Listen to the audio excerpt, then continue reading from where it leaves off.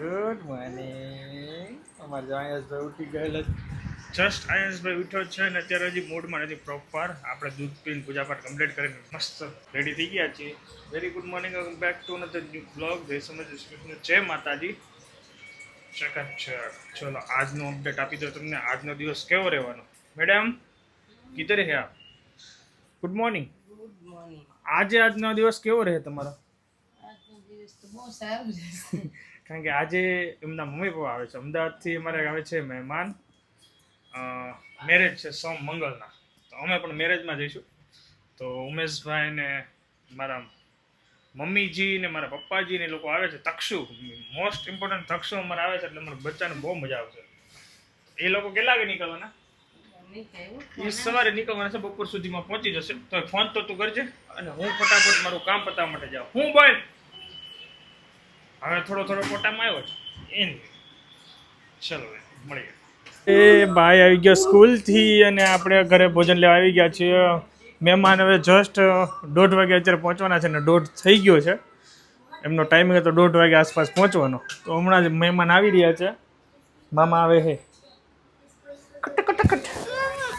ચલો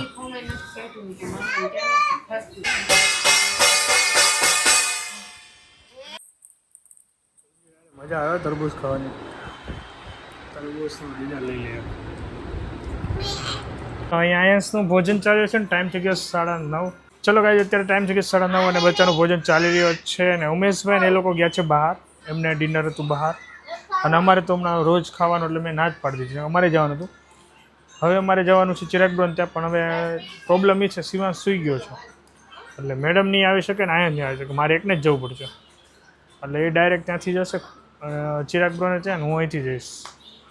એ 2 દિવસ ફ્રી છે, તો બધાના જે ઘર લેવાના છે લેવાઈ જાય. તો હવે જઈશું ચિરાગ બ્રોને ત્યાં. સિવાંશ સૂતો ન હોય તો બધા જ પણ હવે મારે એકને જ જવું પડશે.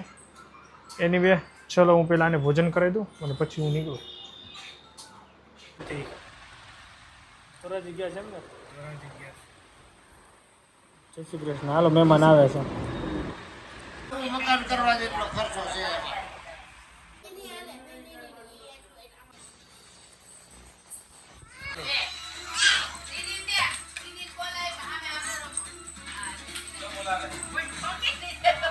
એ તો પણ બોક્સિંગ રમે છે. બોક્સિંગ રમે છે, બોક્સિંગ. ભલે રમે એ તો, એમાં કઈ પણ બહુ આગળ લઈ જતી ન કરે, પછી વાગશે તને.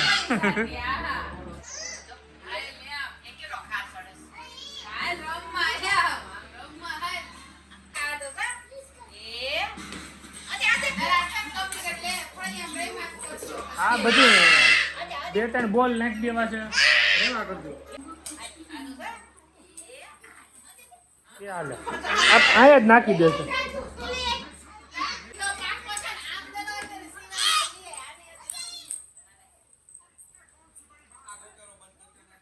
ખેલા ચાલુ કરો.